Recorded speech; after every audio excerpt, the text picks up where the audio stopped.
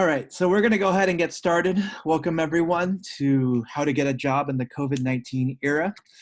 As you know, right now, these days, we are going through record unemployment. We have at least 35, 36 million people unemployed right now, and it's going to end up being at about a 15% unemployment rate when all is said and done. So I want to thank you for coming today. My name is Albert. I am the founder of Albert's List, a job search community on Facebook. Many of you might be in it or not. If you're not, I definitely invite you to join afterwards, and there will be a link to invite you to do so. So a little bit about me. I founded Albert's List a couple of 7 years ago.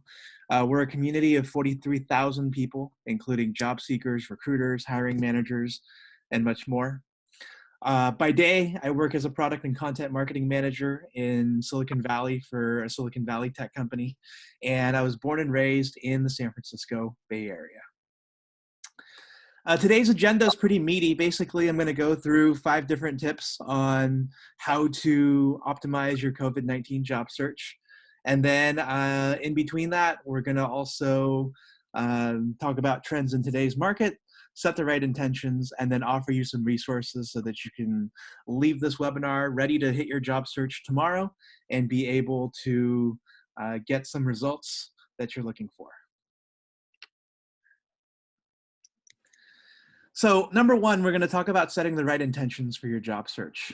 Job hunting is definitely not easy, and whether we're having one of these webinars over the phone here, or doing this over the internet, it's always important to set the right intentions so that people feel like they are heading into their job search with the right approach. And so we're going to go through each of these intentions just to set ourselves right before we hop into the meat of the presentation. So first of all, finding work is an inevitable outcome. This is a mantra that I tell myself every single time before I go into a job hunt, because you know what? Job hunting is difficult. It's not easy being able to try and convince other people that you're worth thousands and thousands of dollars per year to pay for it. You're worth thousands and thousands of dollars that they need to pay out for. Number 2, your situation is not your fault, but you are definitely responsible for how you respond. So obviously none of us here are at fault for what's going on with COVID-19. It is a complex situation, and it's a situation that has done a number on our economy. And if you've been laid off, if you've been furloughed, if you're continuing to look for work, everything going on here today is not your fault. So you have to be able to go into your job search knowing that you still have the power and that you are not the person that people can fault for having all of this happen. Number 2, it is okay to find a job for the sake of finding a job, and it's okay to feel vulnerable in your job search. In good economic times, I have often said that millennials have ruined the job market because we have said things like, you should love what you do and do what you love, and what you want to do will end up coming to you. Unfortunately, we all have bills to pay, and we all have bills to pay and rent and all these other things. And so with that in mind, it's incredibly important that you're able to find that job and also make sure that that job can fulfill the means of you being able to survive.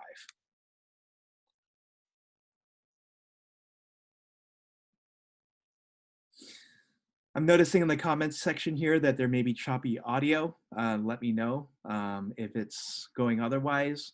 Happy to see what adjustments I can make. The final one is we're going to get through this together, right? And so we've heard this a lot over the last couple of weeks. Obviously, one of the things to note is all these companies that have come out saying that we have some kind of response to COVID-19. And so I think we are going to be okay. And I think, like what we said a couple of slides ago, the finding that job and finding our way out of this is inevitable, and so there is going to be a conclusion.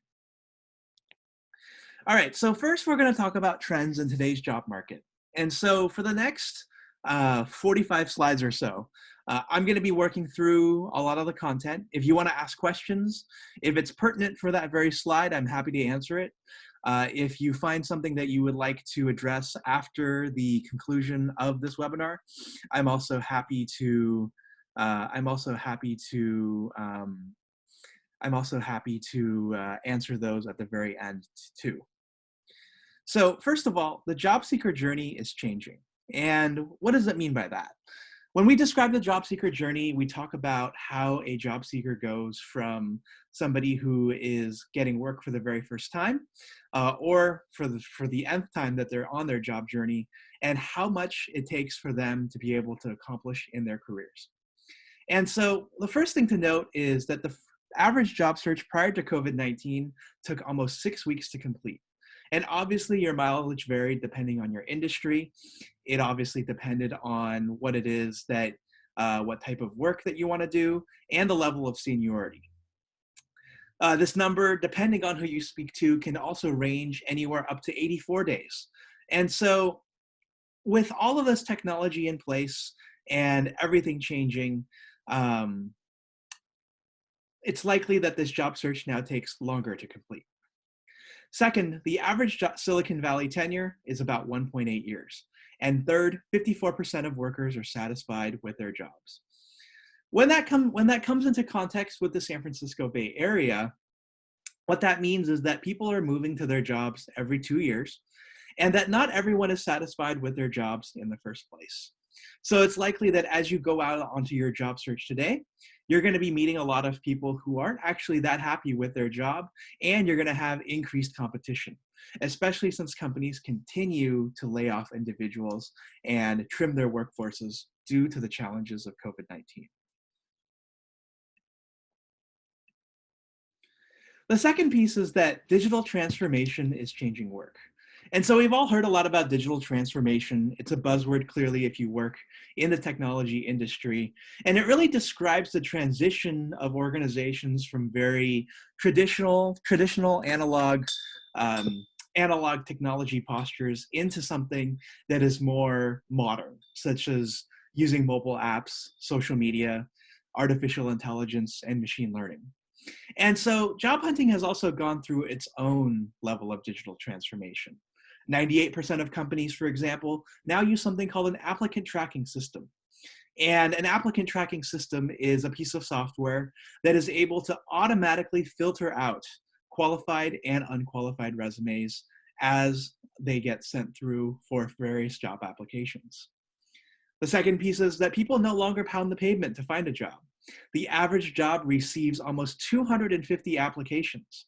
And so how do you stand out?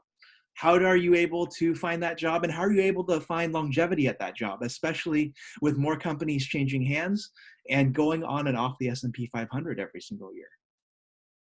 And finally, companies are seeking employees based on skills. No longer are they looking for people who can fit the human mold, but they want people who have a specific set of skills that are able to fulfill the type of work that they need done.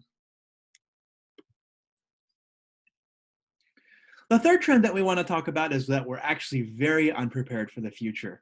And we're going to see a lot of this during COVID-19. We're discovering today that 65% of children are going to end up in jobs that don't exist right now. I know I'm one of these, for example, because if you had told me 20 years ago that I would be being a content marketer for a living and that I would be running a Facebook jobs group, I would have definitely not believed you. Furthermore, only 41% of college graduates actually feel ready for what lies ahead of them in their career, and only 17% of those surveyed found that their college career centers were useful. So what we're facing in that situation are companies that are seeing a lot of new graduates who are coming out in the real world without the requisite skills. And why is that important today is that you're going to notice a lot of companies that come out of the recession and COVID-19 at this moment with a lot of jobs that they need to fill, but not with a lot of people to go and fill those roles. Check the chat. Cool. So, and then finally, the fourth trend, younger generations are being squeezed again. And so I'm actually a product of the Great Recession. The Great Recession happened from 2008 to 2010. I graduated in the middle of 2010, so I'm about 10 years out of school at this point. And so this is actually the worst job market ever, worse than the Great Recession. During the Great Recession, we maybe had 8 million unemployed, and at this moment, we have almost 4 times as many people on unemployment rolls. And so for millennials and for early Gen Z individual professionals who are just getting into the job market or smarting from the experience of their previous job market, where they're still paying off their debt, they're going to be struggling a lot more, and it's almost a double dip for them. Many have seen their internships canceled or their start dates pushed back. And yeah, that double bind is going to hurt a lot of individuals. But there is a way. And this way is something that I call the hiring hierarchy. The hiring hierarchy is something that I've devised and designed over the last couple of years as I drove between Silicon Valley and Southern California, where I used to live. It's a complex hiring process out there, and the hiring hierarchy contains all the elements that you need in order to successfully conduct a job search. Thankfully, you don't need all of it, but if you're able to master the great majority of it, your job search can go pretty well. So the big question that we're going to hopefully answer in the next hour and a little bit is, how do you use all these trends to your advantage? Tip number 1 is about writing the resume that gets noticed. We all have a resume, and that resume is a marketing document that lives at the bottom of the hiring hierarchy. I didn't mention this earlier, but the hiring hierarchy is essentially similar to Maslow's hierarchy of needs. Maslow's hierarchy of needs is something that, if you've ever heard about, is the characteristics of life that are required in order for someone to live a fulfilling life. And so similar to that, the hiring hierarchy is a model that you need in order to be able to have a fulfilling professional life. And so where does the resume lie? It lies on the first 2 levels. If you're able to show a level of commitment, show a level of resilience, and be willing to hustle, as well as understanding your own fundamentals of what you want out of your job search, which we'll discuss in a little bit, and to showcase your skills, your resume is going to get noticed. And so what does a really good resume look like? A really good resume from the start is able to tell a story. And this resume that I have in front of you right here is a resume that I've been using over the last 3 job searches since the beginning of 2015. The best resume tells a story. So for example, it shows you a section here on the highlights that you've been able to accomplish at your work. It shows you technical skills, gives you your professional experience, and then at the bottom ends with your education and your certification. Like we said earlier with the applicant tracking system, it actually passes this because you have everything listed out in skills separated by commas. And it also is able to get the attention needed, and we'll show you that on the next couple of slides. So the first piece is that it passes the 6-second rule. With so many resumes, and 250 resumes to be exact, going towards each single job search, it's important to remember that unless the hiring manager is able to see immediately within 6 seconds what it is that you're about, it's highly unlikely that they're going to be able to really move forward with you. And so what I do every time I review resumes, both on Albert's List and face-to-face, is I try to see what I can see within 6 seconds using the heat maps that I've seen online. And for me here, it's the highlights and the summary of my skills, and also the very, very beginning of my professional experience. The more that I feel like hiring managers are able to see what I have going on here, the easier it is for me to be able to get noticed and move into the next round. The second piece that I want to notice here is the skills section. So the skills section is what helps beat the applicant tracking system, and it helps you focus on the skills that build on your success stories. I have this as second because I know that in today's job market, skills are number 1. With more companies asking for them and wanting to know what their applicants have, being able to put this out there is an easy way for people to scan my resume easily without having to look too far.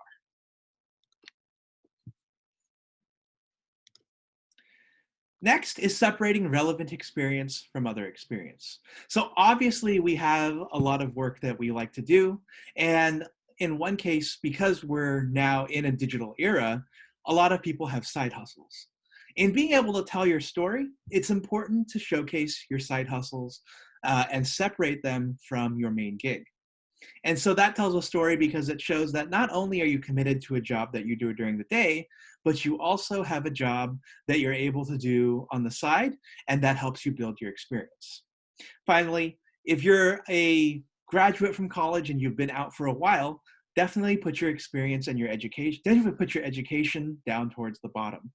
If you're a more recent grad, as you'll see in the previous slide, your education can go between your highlights and summary section and your technical skills. Okay. 1 and 2. Okay. All right, so the other question that we also get when it comes to resumes is it okay to go more than one page? And the answer to that is actually yes. And my resume is 2 pages today, and I've heard as many recruiters say that you can go 3 pages or more. Especially since you're handing in your resume digitally, sending it either by PDF, through email, or through the applicant tracking system. Your resume needs to be just long enough to be able to tell your stories and to be able to showcase what it is that you've done that's relevant to the job that you're hiring for, that you're actually applying for, excuse me. Furthermore to that, you also want to find a way to tell your resume story in a way that is going to put the best professional picture out for you. So one of the things that I also ask folks to do when I look at their resumes is to leave their hobbies off and to also leave their references for the offer stage. It used to be that in the past when you hunted for work that you put references on your resume because you wanted people to understand who you were at that moment. But oftentimes nowadays, the references come much later. Let me see if there are any comments so far.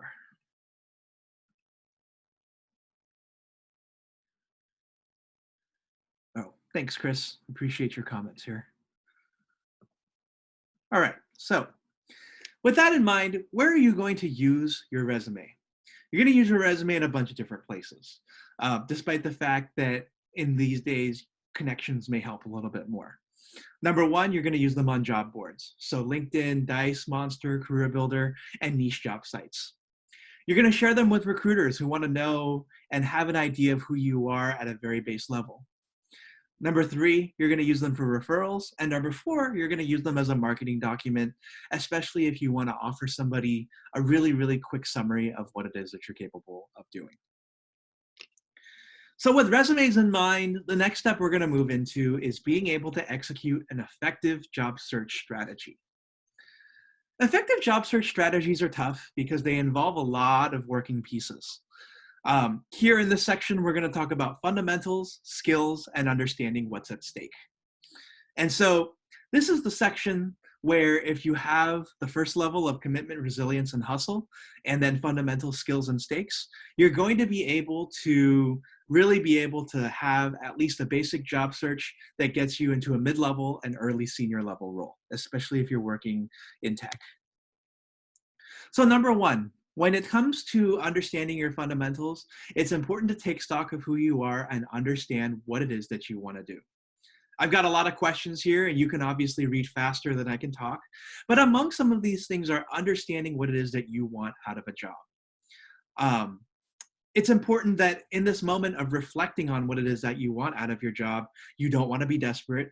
You want to be honest and true to yourself, and you want to be able to make a salary and work in a model that is honest to what it is that you want to do and will make you feel comfortable.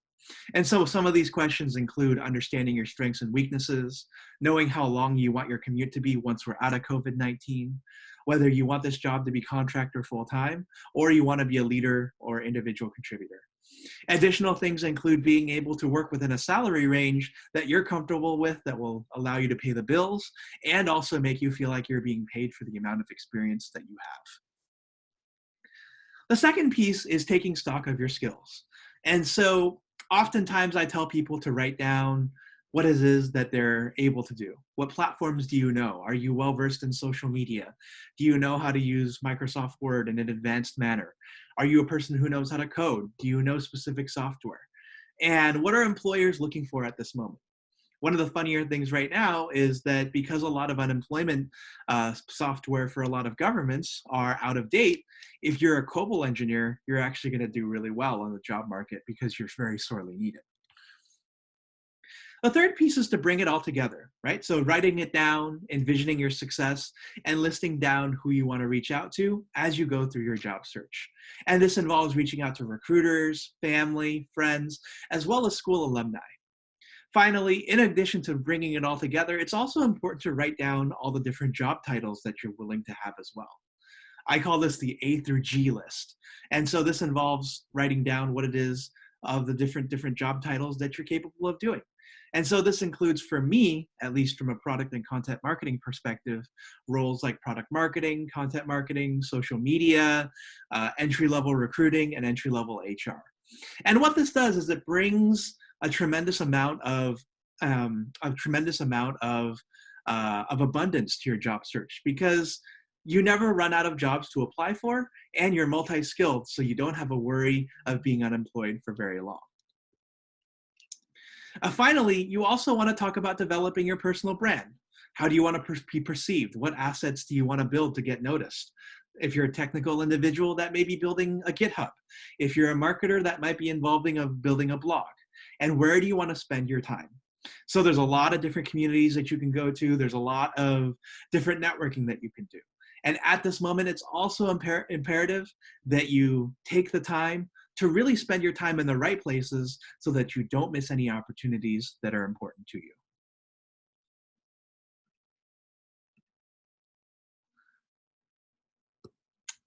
George, I'll be having this recording on the Alberts List, and I believe the Idea to IPO YouTube channel after this. So I'll be sharing both of these in both spots. And yes, I believe the slides could be shared as well. I'll put them on SlideShare. Finally, a note about remote work. So one of the things that we need to note here is that a lot of companies are hiring remote to start. Some may require you to move when COVID-19 is over. And a remote job is not a job where you can slack off. In fact, after becoming remote over the last couple of weeks, I've noticed that work has only become busier over time. Good examples of work from home jobs. So as you look into jobs that will allow you to work from a home office, there's a couple that I've listed here over time that I've been able to find. And these include marketing communications, sales, some kinds of engineering, depending on the power of your internet and the system that you have, accounting and finance, and HR or recruiting. If you're able to get a job in the next couple of weeks, it's likely that your employer will ship you a computer, so your ability to get work done and that will not be hindered. Getting a lot of questions in here.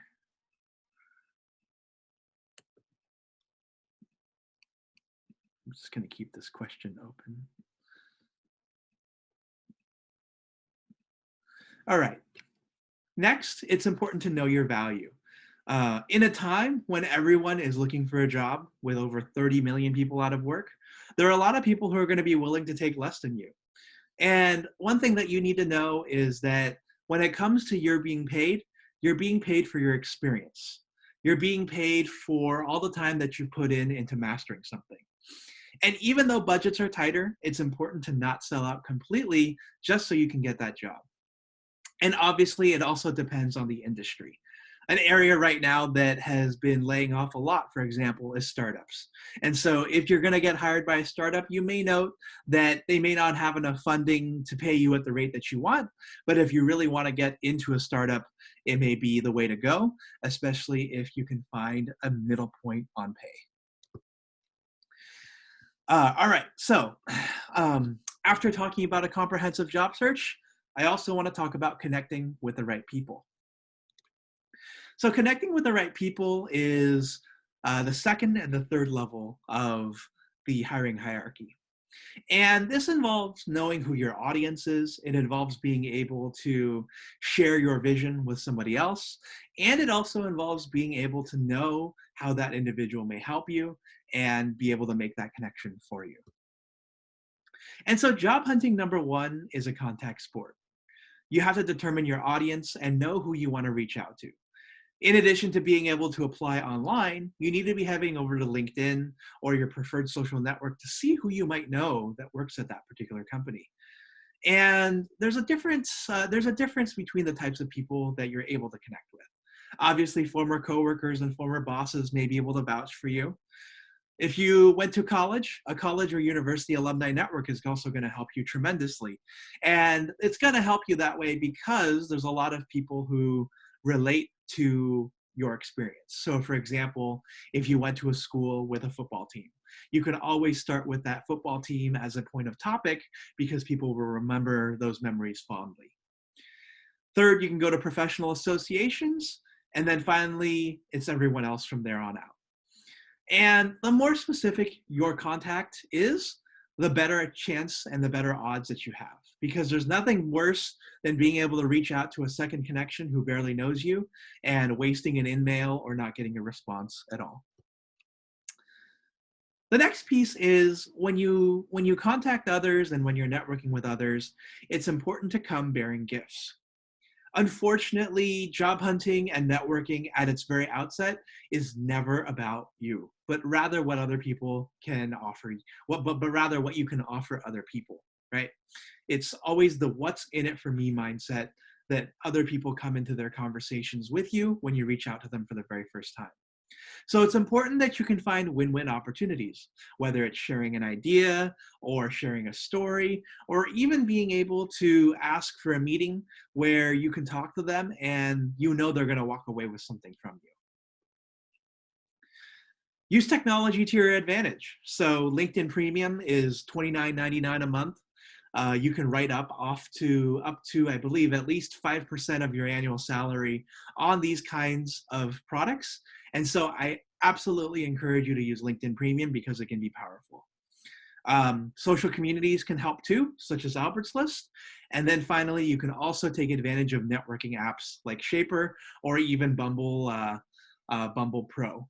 All of those apps have the ability to network with others where you don't have to leave the comfort of your own home and you can literally just text back and forth and take things to phone calls. Next, we're going to talk about mastering the job interview. And let me see if there's anything that people said here. Yeah, cool. So in regards to mastering the job interview, it's actually the biggest piece of any single job search that you're going to be into. The job interview is where your future hiring manager, your future teammates, and future colleagues are going to be able to see and understand who you are.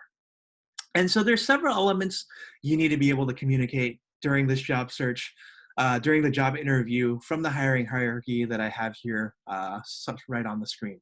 And we're going to go through a little bit of each of these pieces. The first is being able to capture your value to the company. What you need to communicate ultimately will depend on your role. And thankfully, you don't need to know everything.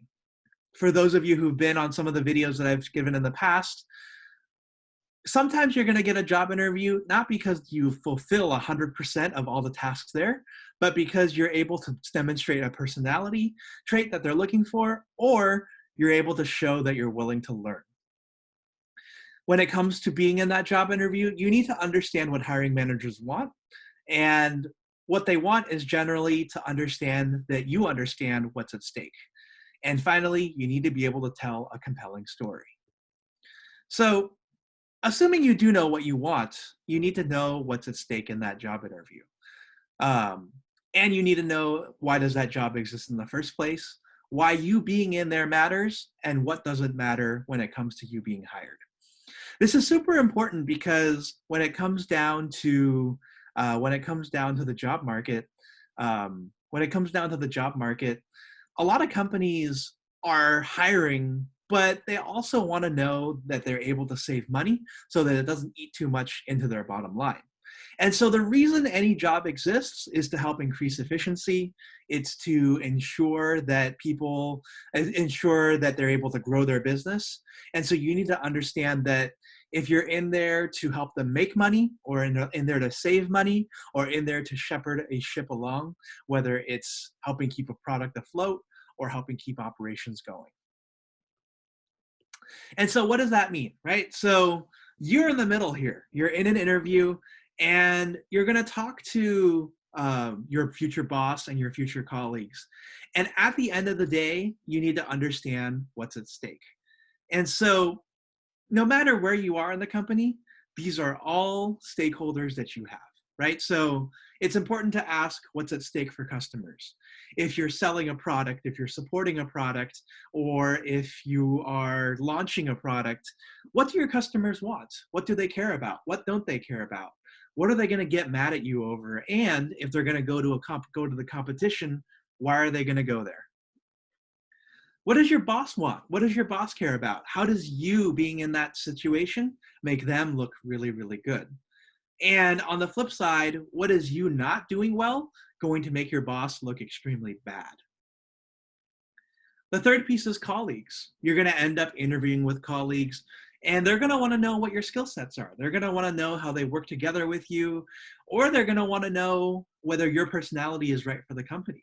And so they want to know, can I depend on this person to help me get something done, even though they don't report up to me directly? Or in some cases, can I depend on this potential candidate here to join the company and try to advance the values of what this company entails in the very first place? Third, you want to know what's at stake for the company. Where are they in their growth journey? Where are they in terms of companies as compared to them within the industry? And how are they currently surviving? Are they thriving? Are they on their way up?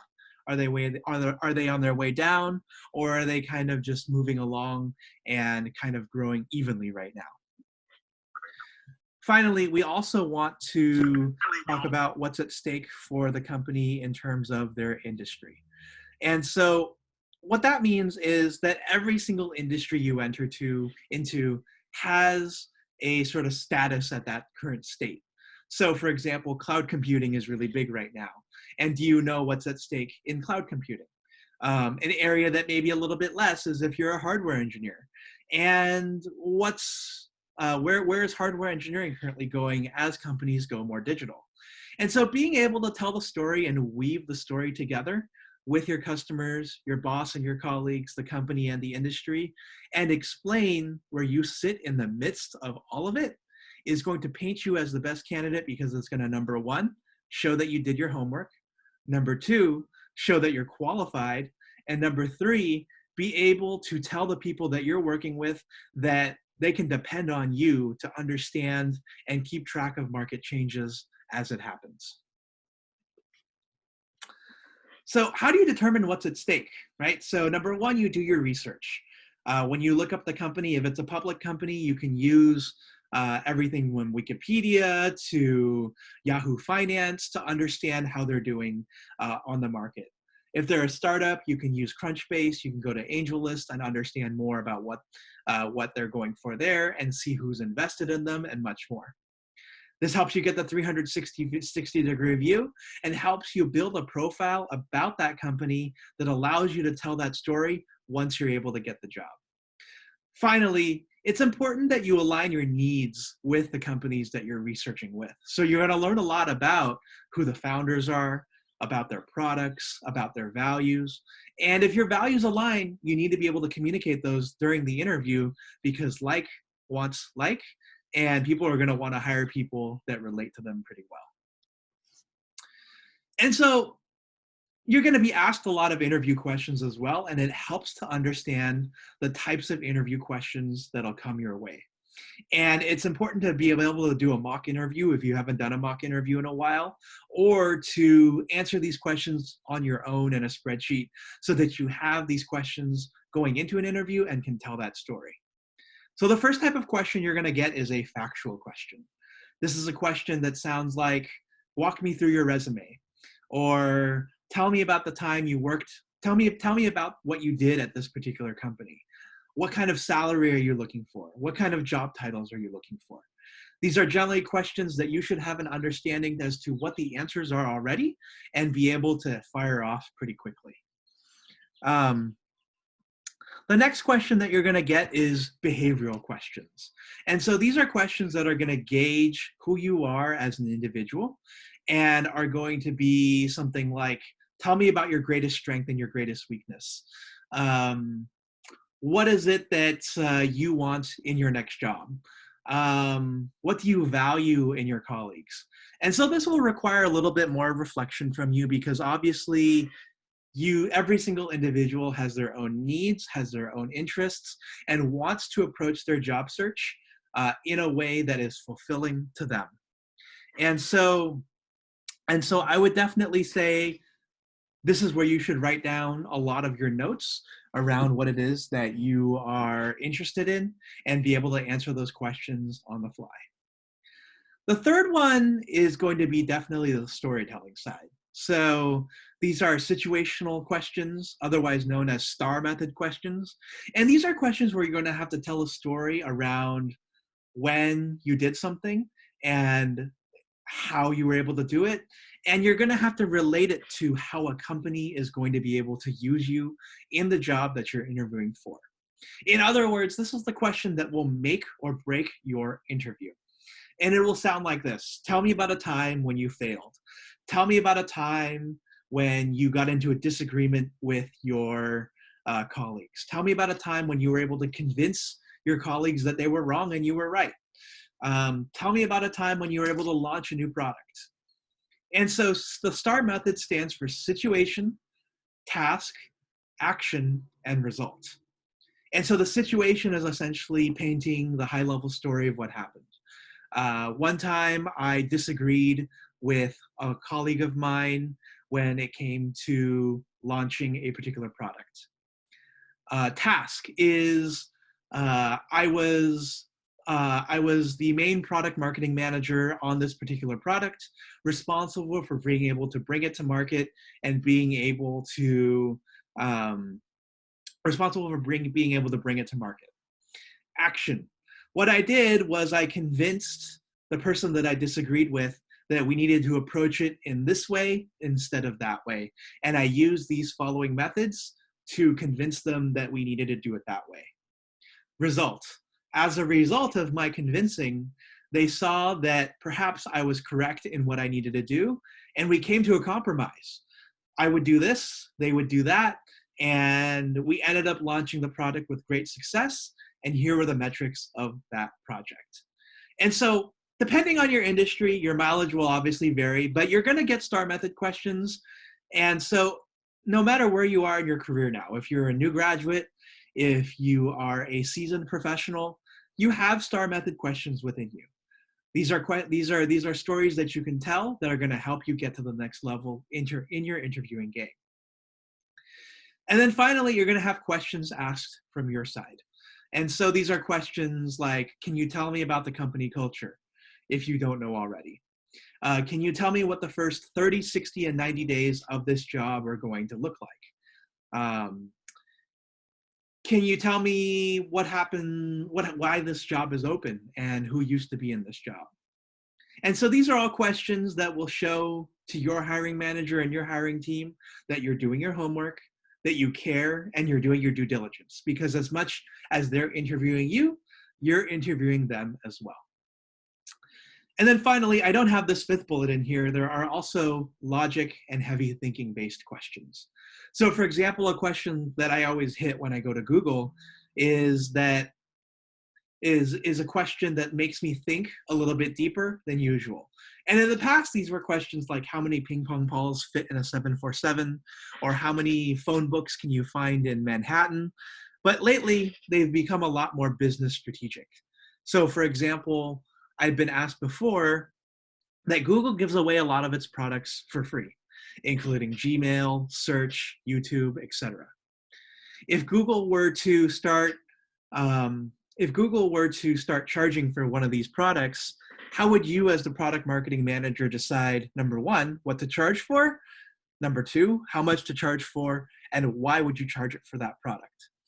And so those are questions where you're going to sit at your desk and sit at the table and think a little bit. And you're also going to be able to give them the opportunity to uh, to uh, to use the whiteboard as well. And there's no right or wrong to that question. What they want is they want you to be able to answer that question thoughtfully and clearly, and they want to understand how it is that you think, because they're looking to hire people who have creative thinking skills and are able to solve problems as they go along. Chris says, I received a similar question at Google. What is a good question? What is a good answer? Yeah, so in regards to that question, there's no right or wrong really. It really comes down to your ability to be able to logically go through what it is that you're trying to say. And so when it comes to thinking about what products that Google is giving away for free that you would start charging for, I would say that number one, it's how you function in your as a product management mindset, how you look at users, how you look at the market today, and then being able to coalesce all of that data together and be able to communicate that in a way that shows that while you may not have done your homework specifically for that job, you're able to understand the marketing life cycle and be able to come to a conclusion that you can back up with facts and have the right answer. Yeah, it is a tough question. All right, so a note about online interviewing. Fortunately and unfortunately, a lot of your interviews are going to be online for the time being, many of them right here on Zoom. And so there are still a couple things to keep in mind. Your dress will still matter, at least for what they can see. So if you're wearing sweats on the bottom and a dress shirt up top, that's probably going to be okay.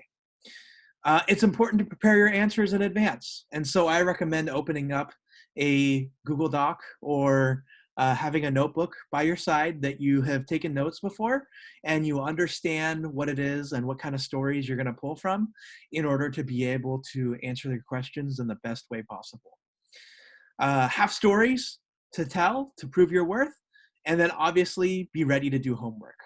One of the controversies that we've heard over the last couple of years is that a lot of companies are having their candidates do homework. And I understand that a lot of it is just free work and they're not paying you for it. However, I would also say that in times like these, when companies are able to pick from a lot of different candidates, you want to be able to do your homework and show them that you're committed to seeing that interview process all the way to the very end. All right. So the fifth piece we're going to talk about and final is to stay fresh on your skills.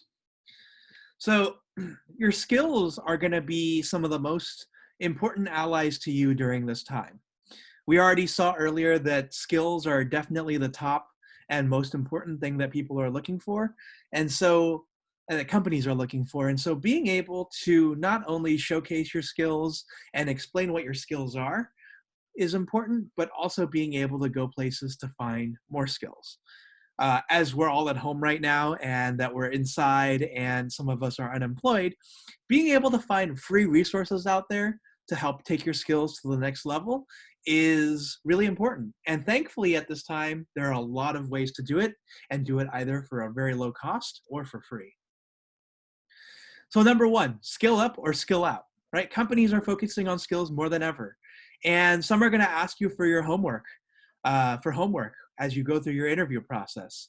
And it's going to matter. And that's because they want you to be able to see whether you're actually able to do the work that you state that you've done on your resume, or whether you're just straight up lying to them. Take a skills inventory so you know how to position yourself as well. One of the things that involves is being able to brainstorm, writing it all down on a piece of paper, and really understanding, is the skill currently important for what you do at work, or is it something that's a lot less important for what the market is asking for right now? Luckily, skill acquisition is everywhere, and you can go to a lot of different places for this. So it obviously depends on what it is that your background is professionally, but there's a lot of different spots. So LinkedIn Learning, right? That comes with your it comes with your LinkedIn Premium subscription, and it's also available through your local library. So if you can get a library card, LinkedIn Learning is available for free to you. Number two, Udemy. Udemy has over 150 courses for free right now that you can take, in addition to always having discounts on their courses, starting at $9.99 to $10.99 or so. Ivy League has courses that you can take for free that's over 450. And so if you're just looking to pass the time and take courses to help increase your general knowledge, that's available. Salesforce Trailhead. Salesforce Trailhead is a favorite of mine because it's not only a learning platform, but it's also gamified. Trailhead allows you to learn the Salesforce.com platform so that you can get prepared for certification. And right now, Salesforce jobs are still in heavy and high demand, as a lot of companies are looking to implement customer relationship management systems. And so if you're able to get your Salesforce certification, you can definitely guarantee yourself a high-paying job. Free Code Camp is another one. And so if you're looking to jump into the coding game, which I know many people are, Free Code Camp can get you started for free. And a lot of local libraries, once COVID-19 is over, also have groups of coders who get together on Free Code Camp and basically go through these modules together.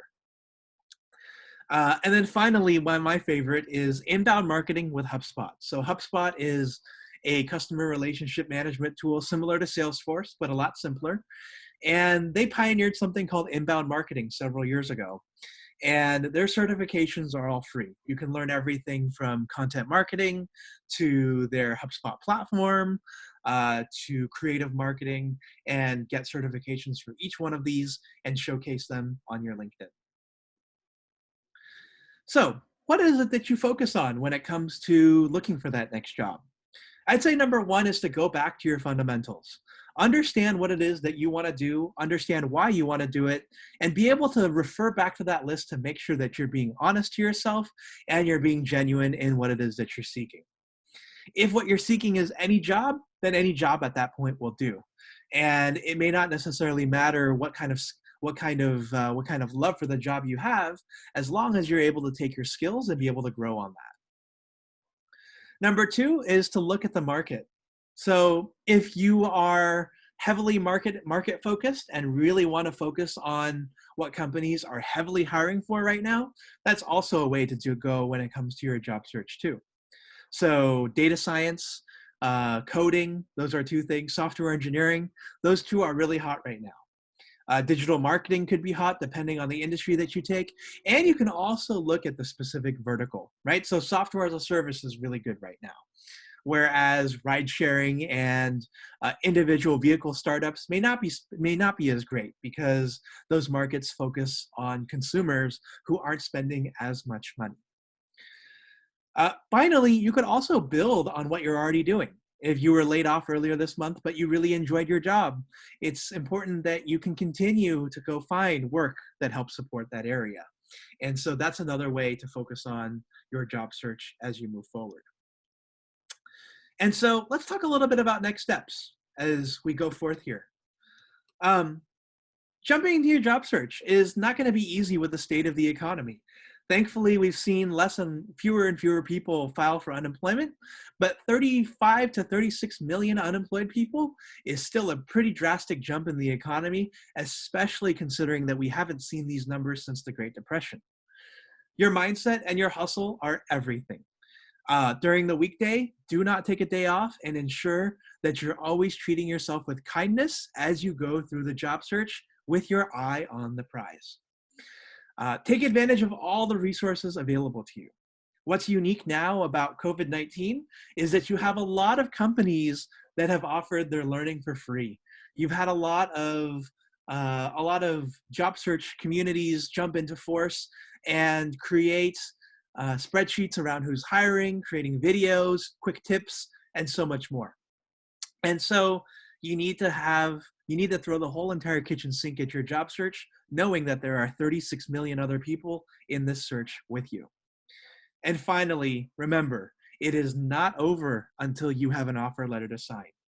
I know early on in my career, I was really caught up in the fact that that having a recruiter reach out to me just to begin a job search conversation was nice to have, but it definitely isn't real until they give you a start date, your salary, and you have something to sign and send back to them.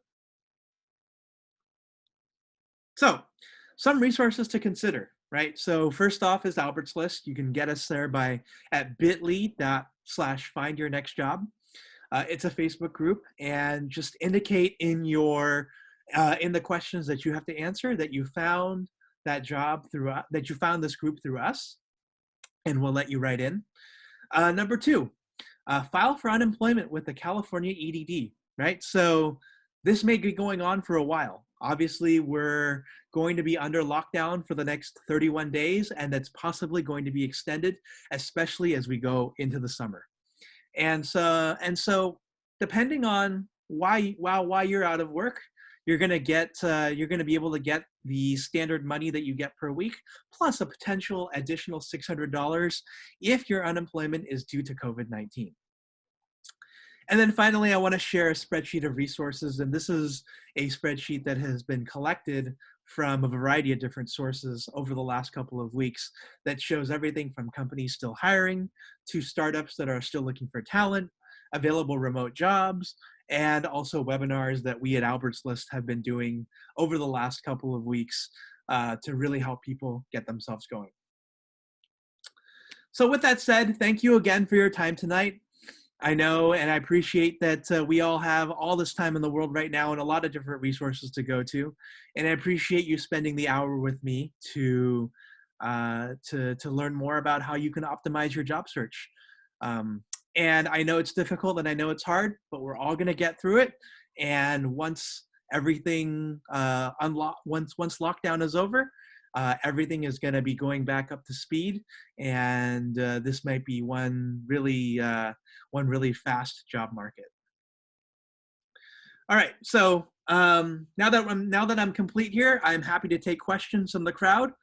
Feel free to put your questions in the comments section, in the chat section, and I'm happy to answer them as we go along.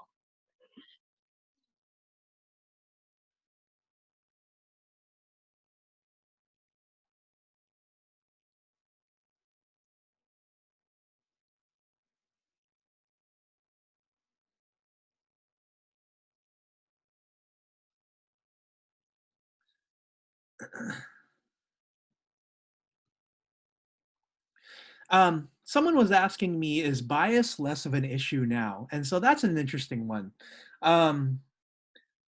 Obviously, if you are an older job seeker, it is going to be a little bit harder because unfortunately, ageism is very rampant in Silicon Valley.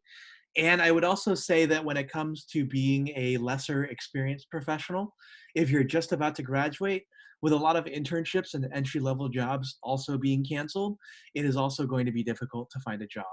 However, being diverse in the Bay Area, it's going to be a lot easier because people are able to work from home and people are able to find ways where they can work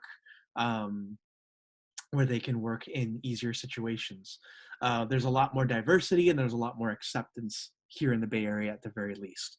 But it will depend on your industry, and it will also depend on whether there's that history of bias in the past. All right. Someone also asked, would you suggest paying for certifications specific to your role if you're unemployed?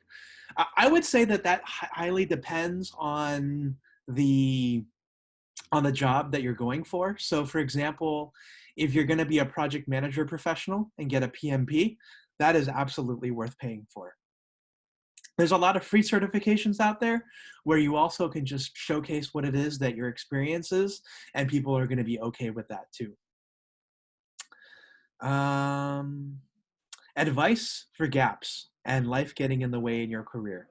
Yeah, so this is one of the worst things actually when it comes to job hunting, because people, life does get in the way of a lot of different things, and so I'd say that if you're able to show on your resume that you were busy with something at that moment, whether it was doing some consulting work, doing some freelance work, companies usually see that a lot better.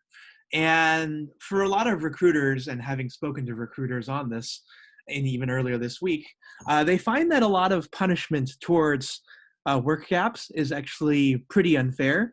But unfortunately, hiring managers are going to want what hiring managers want, and there's really not that much more that we can do in that case. Um, Another question is, since we're working from home, cultural fit is less of an issue. I don't drink beer, and I don't have to be pressured to drink at beer bashes at work. Yes, that is partially correct. At this point, you can definitely hide away from your colleagues if you feel like that is the way to go. Um, if you find that that's the kind of company you want, um, it may work for you, at least during COVID-19.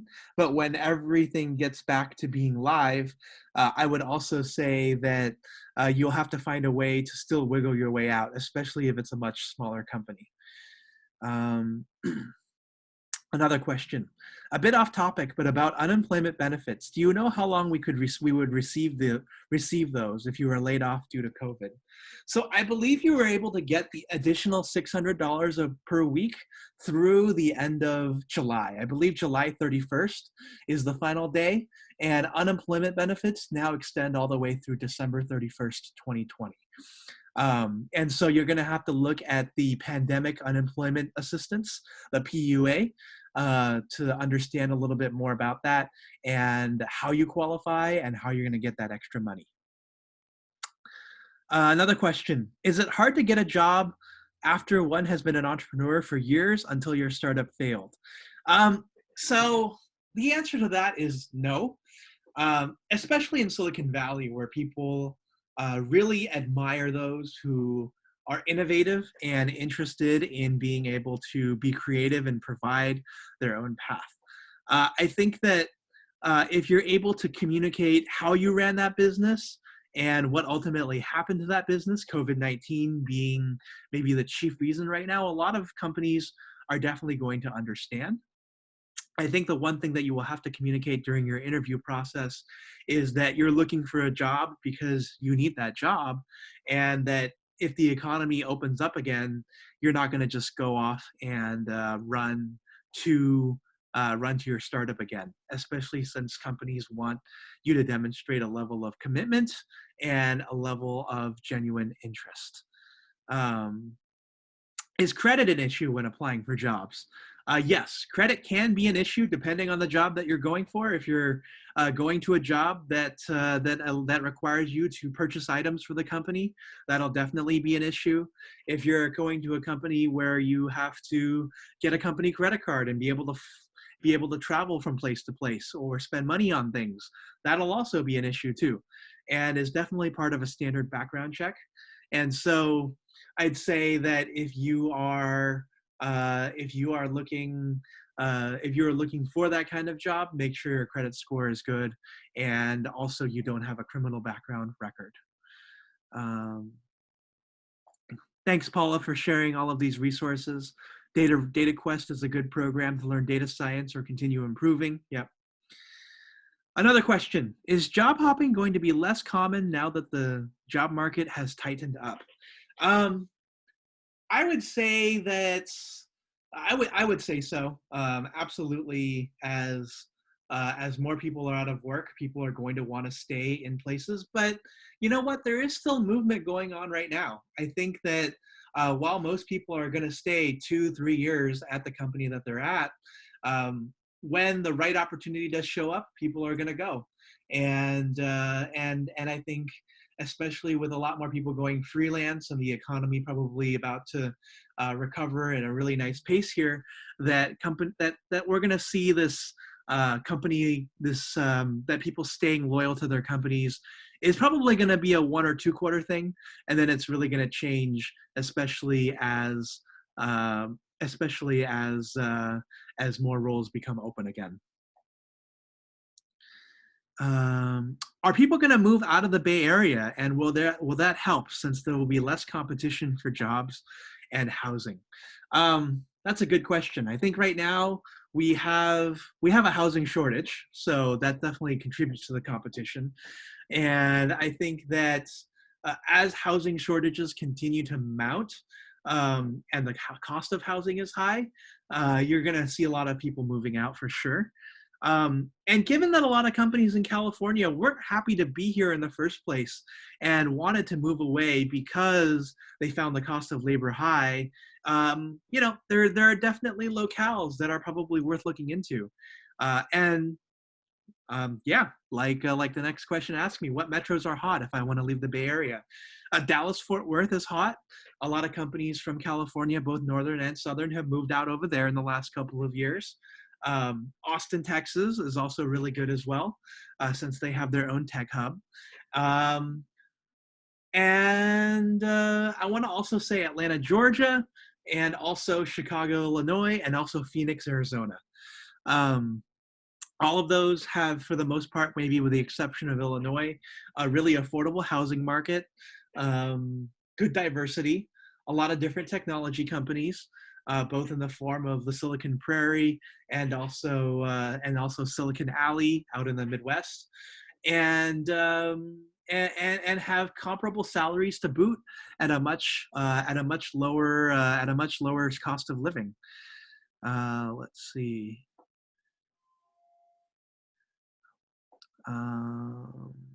Yeah. Okay. Yeah. So yeah, Dallas, Austin, when they hired you, you said no thanks. Okay. Yeah. Yeah, I mean, I'm from the Bay Area. I understand this region, and as long as this region is working out for me, I'm going to stay here. I have another question.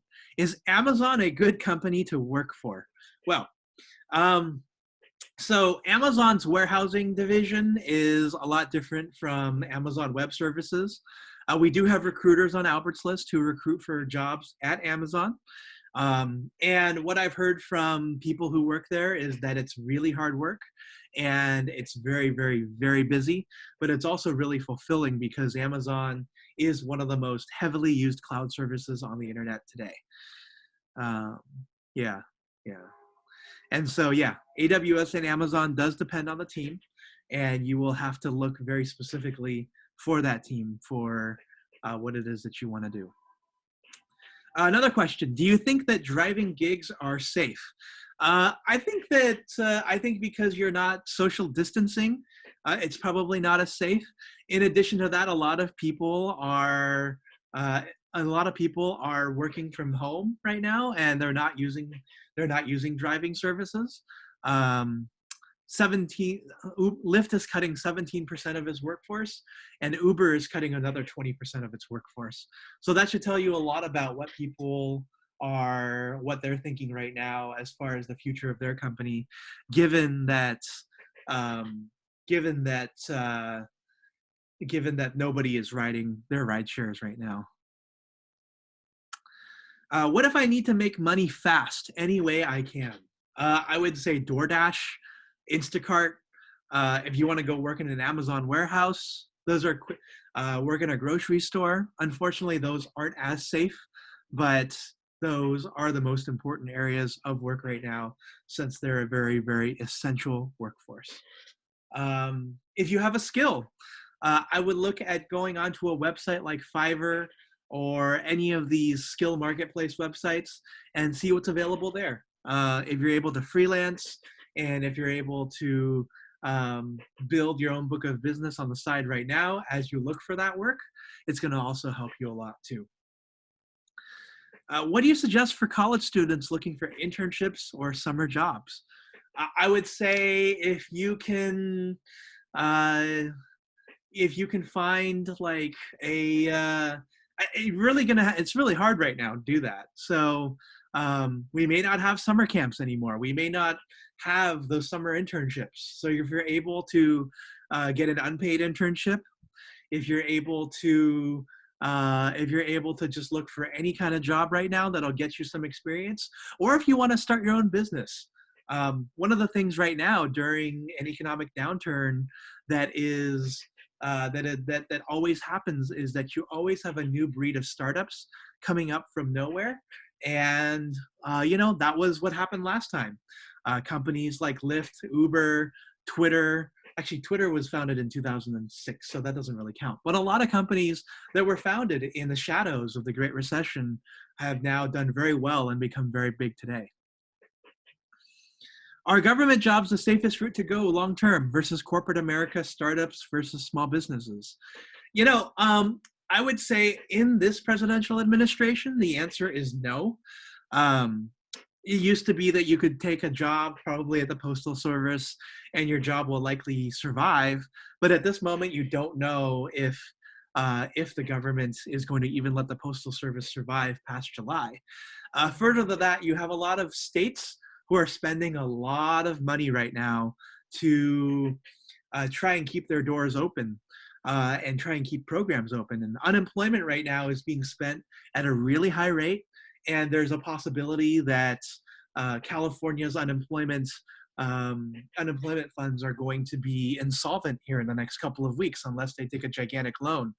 And so when it comes to that, taking a government job may not be the best idea because you actually don't know if that job is going to be around in a little bit and whether the government is actually receptive to having a large government workforce. How fast can I become a programmer if I have no technical background, and what is the starting salary? I'd say the starting salary for a good programmer is probably anywhere between 90 to 120,000. And how fast can you become a programmer? I think it depends on what you know today. If you have no technical background whatsoever, it probably will take you 6 months to a year and a half or more to be able to develop a very basic app, and that's with very, very heavy learning. So one of the things right now that may probably get more traction are coding schools. So these are like Hack Reactor, Galvanize, those kinds of coding schools. And the unfortunate bit about those that I've heard from the market is that you have a lot of job seekers who are going into the market having graduated those code schools who actually don't know how to properly code. They're really good at creating a particular project, but they're not able to think for themselves after the fact and be able to get that next job that helps take their career to the very next level. And so I would say that if you're thinking of now going into a coding job, you're gonna have to be extremely patient since you're not gonna get a job immediately. There are definitely no quick fixes in this economy. Should I go back to school and wait out the job market? I would say the answer to that is no. More schooling is not going to make you any more attractive for a job market unless you're looking to transition career fields. If you work in business now and want to go into law, if you want to go and get an engineering master's degree because you're in business or business to engineering, that may be working if it's on the cards. But ultimately, the cost of higher education is really, really, really expensive. And I would say that taking out loans to be able to pay for things is going to be a trend that we already have a big trend around the student loan market, and that possibly blowing up. And so I wouldn't chance it with that. So if you're going back to school, definitely have a reason for going back to school, and don't do it just for any reason in particular. If English is my second language, what niches would be best for me? So I would look at jobs like localization, where you're able to translate content and translate documentation that companies have for the jobs that they have, and be able to sell those products in different markets. There's a lot of nonprofits right now too that are talking to their tenants, to tenant rights associations, especially since a lot of minorities may not be able to pay rent, and so they may be looking for translators as well as they go through COVID-19. And so, yeah, Vaco is a good company for that. And language translation, interpretation, and then content moderation. So if you're able to join a company like Accenture or whichever that does contracting through Facebook, and you're able to moderate content and moderate not job postings, but social media postings, that's also a job available to you as well. Yeah, skip the higher education, get a job, and hopefully the company has education reimbursement programs. Yep, that's a good point. Another question. If I was in the service and hospitality industry, should I assume that field is dead and work on transitioning to another field? I think that hospitality and services are going to come back, although the return is going to be in a much more limited scope. I think a lot of people who work in services and hospitality today generally want to move away from that. And so definitely look for ways to get more education or look for ways to get certified and build up those new skills. And I would also say that when it comes to the service, hospitality, and even retail space, that that the focus over there is also going to be different in the next couple of years as well. You're going to move from retailers that offer the product and have people who can answer questions that you already know how to find on Google into situations where companies are going to look for individuals who can showcase a unique buyer experience. So you're going to be able to walk into a store, you're going to be walk into a hospitality experience that isn't something that you can generally Google or find online.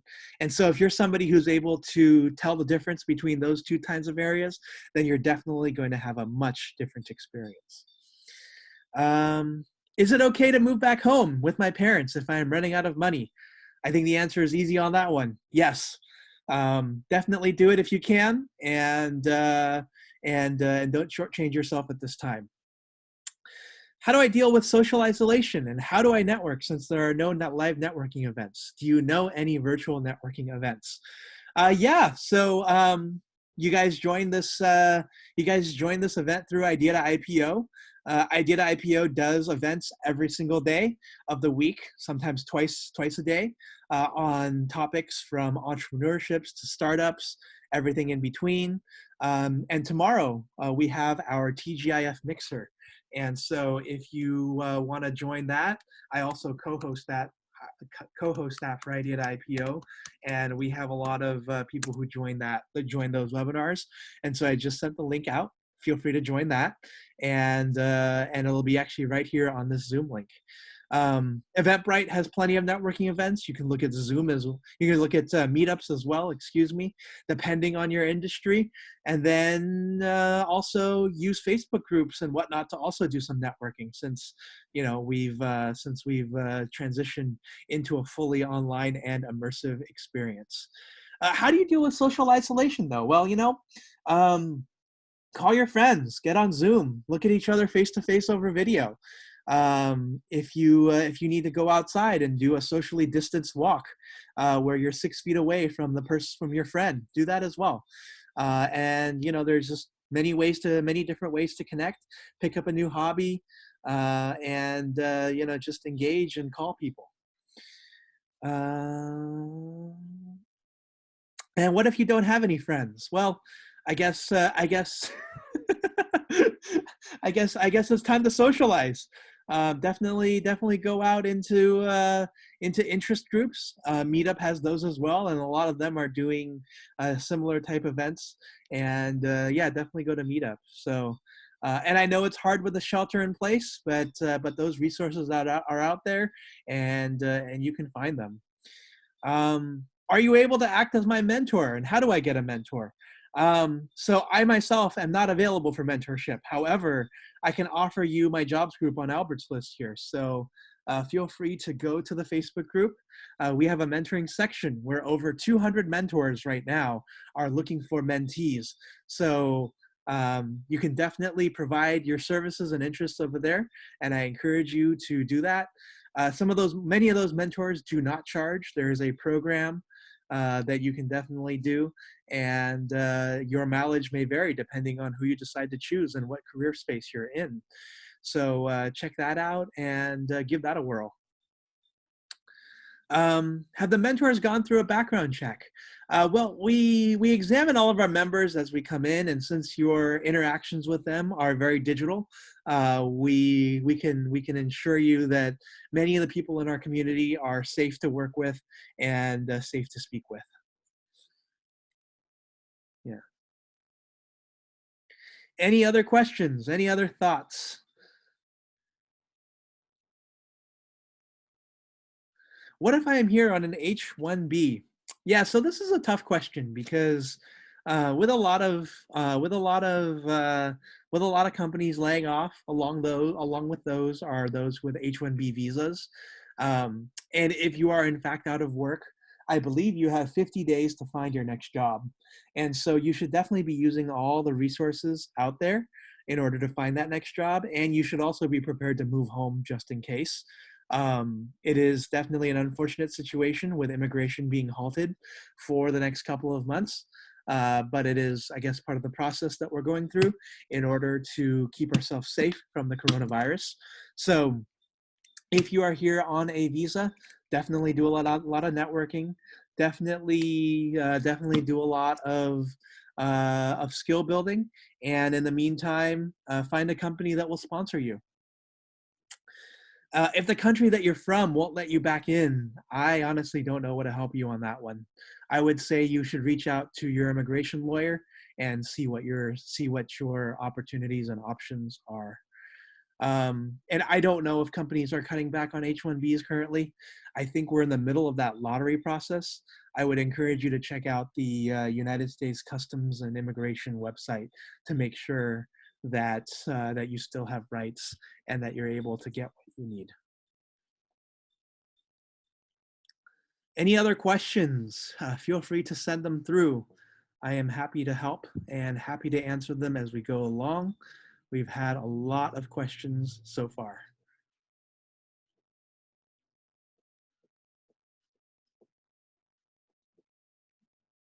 Actually gonna put the screen back up here.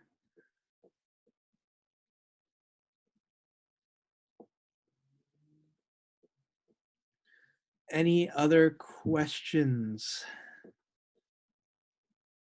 How do I stay optimistic in this climate? Yeah, so, it really comes down to the mindset that you want to exhibit during this time, right? So, uh, as much as there's a lot of uncertainty with coronavirus and all that's going on, it is also important to be able to, it's also important to be able to know that this is going to end at some point. And so, as I said at the very beginning, at a slide all the way up here, finding your next job is an inevitable outcome, and that you know your situation is definitely not your fault, and we know that this is all going to be over pretty soon. The reason why I say this is because a lot of the economic impact caused by coronavirus is not necessarily dealing with economic fallout. So the Great Recession, as you know, was caused by the financial sector imploding because of the housing market. The dot-com boom was because the dot-com bust was because a lot of companies found that building websites was apparently a thing and that they could make money off of that. And this is different because it's coronavirus. It's caused by a global pandemic. Um, while there are a lot of layoffs right now, and while a lot of companies are using right now to be able to lay off their workers because they had been struggling for a while, when things get back to normal, it's important to note that the economy, it may be a little bit slow on the uptake, but it's also going to be able to, it's also going to be able to, it's also going to be able uh, to have those opportunities that we've come to know and like again. What will the job market be like in 5 years? Should I cut spending to next to nothing since I don't know what will happen? Face-to-face jobs will be in peril under virus protocols. I think that in this current in the future job market, you're going to have a lot of um, you're going to have a lot of protections for individuals, like you kind of see right now with face shields and the like. And so, for example, when you go to the grocery store right now, you'll notice that a lot of um, a lot of checkout stands have face shields that have that protection barrier between you and the person who is charging you. And so I would say that when it comes to that, I think we're going to have a reinvention of cubicles and offices and all those things. They're going to change how we work with one another. How do I get a haircut? You cut your own hair at this point. Unfortunately, my hair is long, and I really don't know what else to do except for probably wait this out. Should I move to an area with low cost of living as a last resort? Iowa, Kansas, Fresno. I mean, if you want to work a remote job and do that, you definitely can. But I think that we're going to get to a point soon where I think we're going to get to a point soon where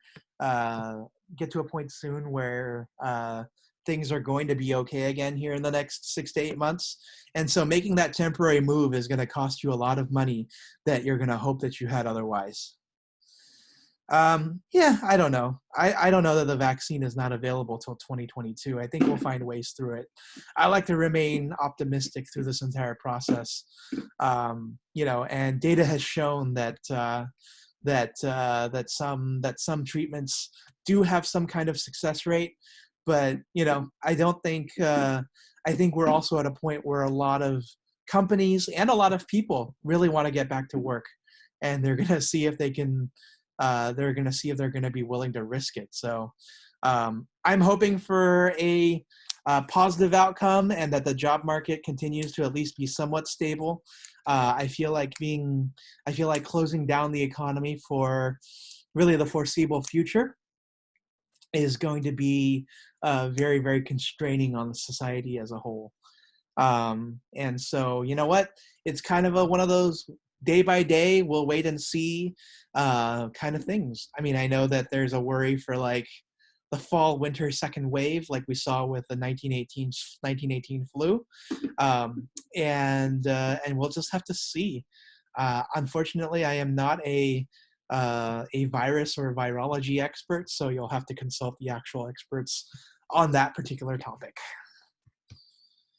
All right, any other questions, any other thoughts? I appreciate all of you staying on for a little bit longer to answer these fun and cool questions. So yeah. What if I have kids to deal with?